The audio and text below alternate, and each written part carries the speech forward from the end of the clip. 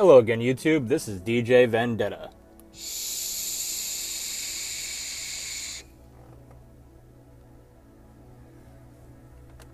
There's some vape for you. So in today's episode, I wanted to go over options for internet and Wi-Fi.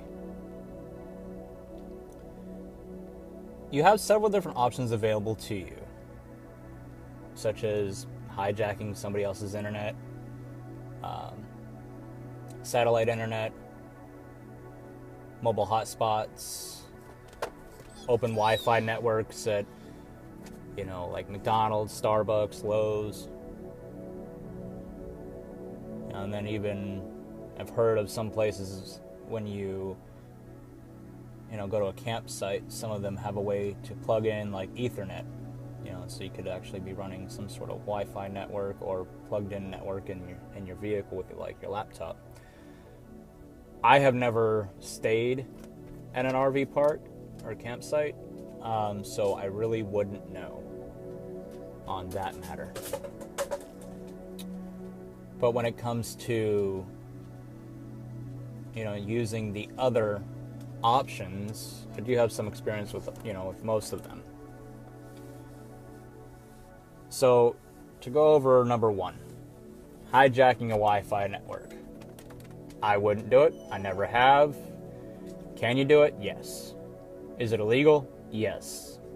Chances of them catching you? I don't know. But I personally wouldn't do it. I don't believe in stealing or, theft of any kind. I do believe in karma. So I don't know if karma cares about internet, but I don't want to risk it. So, yeah, I'm not going to be hijacking anybody's internet, and I wouldn't advocate for anybody else to do that. Next, satellite internet. When it comes to satellite internet, depending on what you're doing with your data, it might be good, it might be bad. Downloading from satellite is not too bad.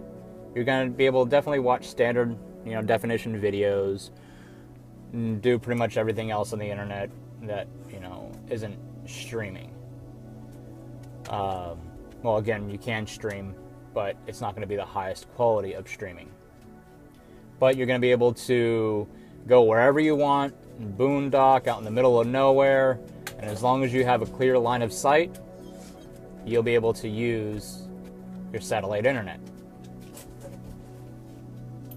Sorry, Autumn's making some noise right now. She, we went for a walk, and I don't think she was quite ready to come back yet, so I'm kind of complaining about that, I think.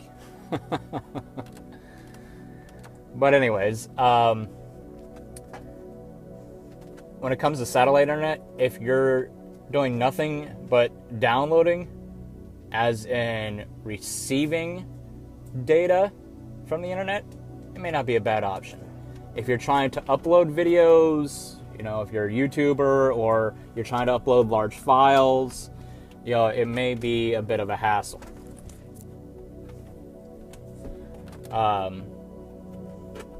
So I wouldn't suggest that for somebody that wants to do YouTube or anybody that's doing any kind of large data transfers, especially outbound.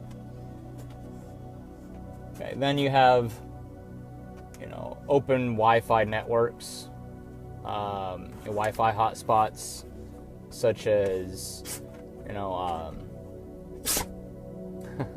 Autumn, such as like going to Starbucks,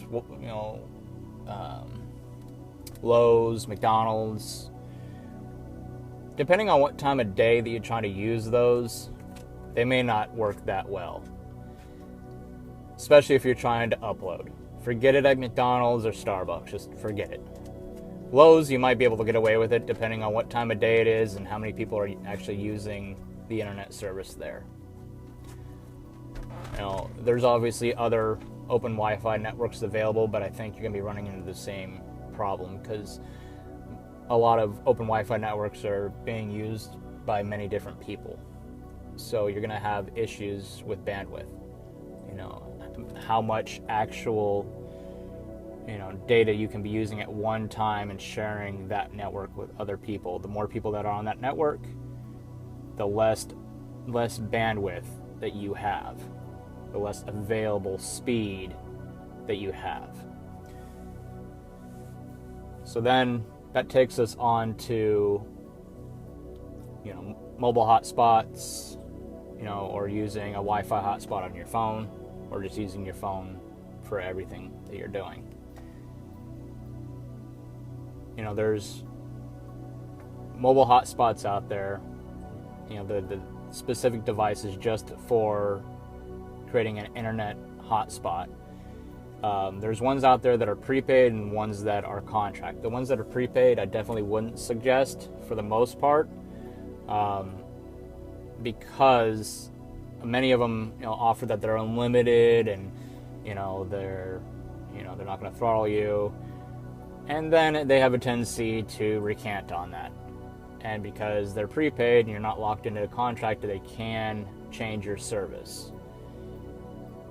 So before, when I was a subscriber to Nomadic Fanatic, I remember watching a video of his that he suggested people use a certain Wi-Fi hotspot, and it was unlimited, and then all of a sudden they switched on him, and it was no longer unlimited data. And that seems to be a commonplace with prepaid, Wi-Fi, the hotspots anyways.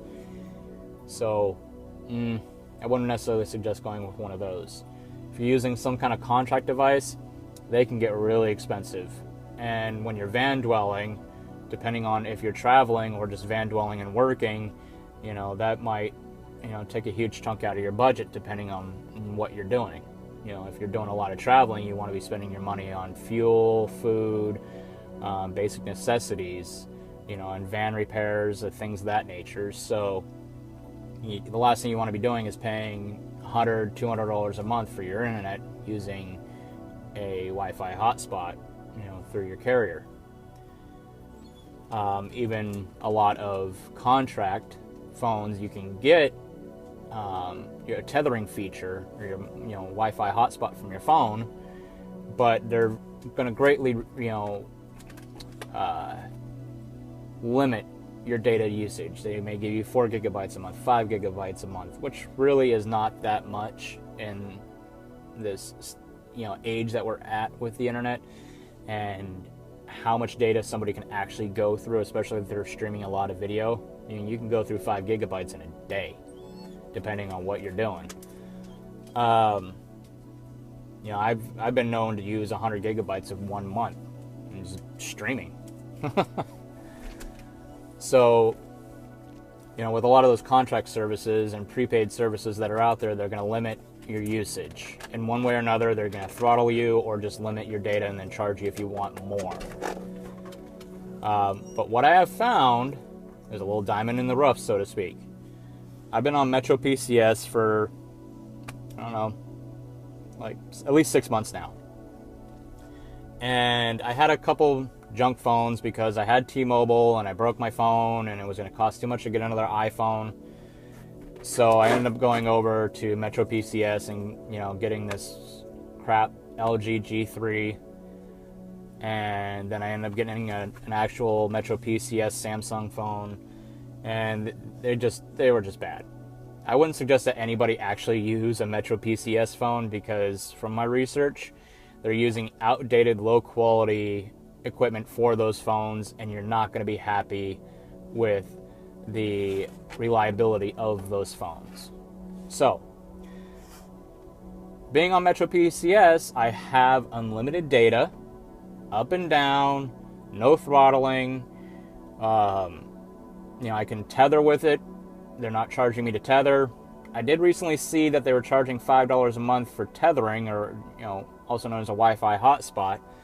But that may be for their non-unlimited plans, because they haven't shut me off from being able to tether on my phone without paying that extra $5 a month. So that might be for their lower plans. Maybe their unlimited plans just include everything, which again is $60 a month. I'm able to tether, I'm able to upload I'm able to do whatever I need to do. Now, it is running on T-Mobile's network, so it's not the best network out there, certainly not by far. So if you're in metropolitan areas, or at least decently sized towns, it's going to work. But like when I went from Houston to San Francisco, my service only worked when I was in cities, like when I went through San Antonio, El Paso, Phoenix, Los Angeles, Santa Barbara, Santa Maria, San Luis Obispo, and up to San Francisco. In each of those areas, I had internet, but in between, the internet either went to a standstill or I just had no service at all. So depending on where you're at, this may work for you, especially if you're going to be, primarily urban camping.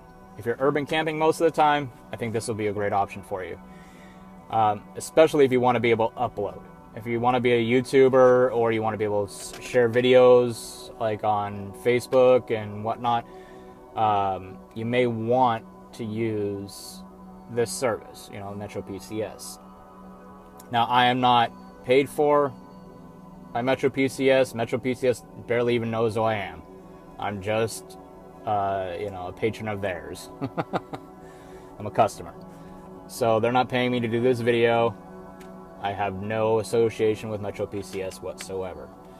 There are other ones out there, but they're going to throttle you, or they're going to not give that great a service, like Boost.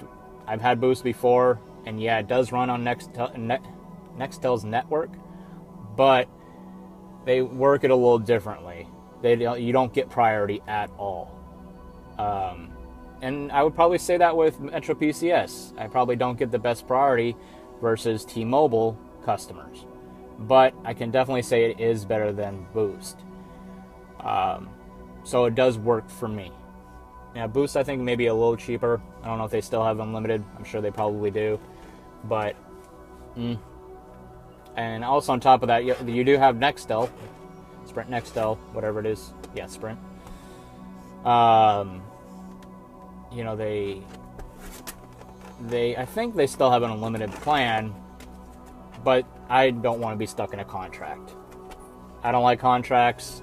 I like to be able to upgrade my phone when I please, and so I just end up paying cash for those phones and don't get stuck in a large contract, as in, how much it costs or the length of time. I don't want to be stuck in all that, because, hey, I may not have work and I may not be making money, and I don't want to have another negative on my credit due to, to not being able to pay that bill. With prepaid, with MetroPCS, if I don't pay my bill, I just lose service, which makes sense for me. I decided to go ahead and use my headphones with the microphone.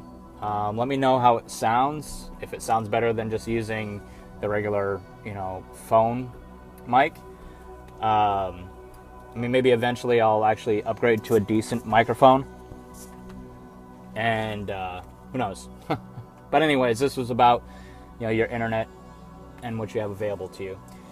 So if you have any questions, comments, leave them in the comment section below. And if you could, please give me a like if you like this video, and subscribe if you want to see more. Until next time, YouTube, let me take a vape.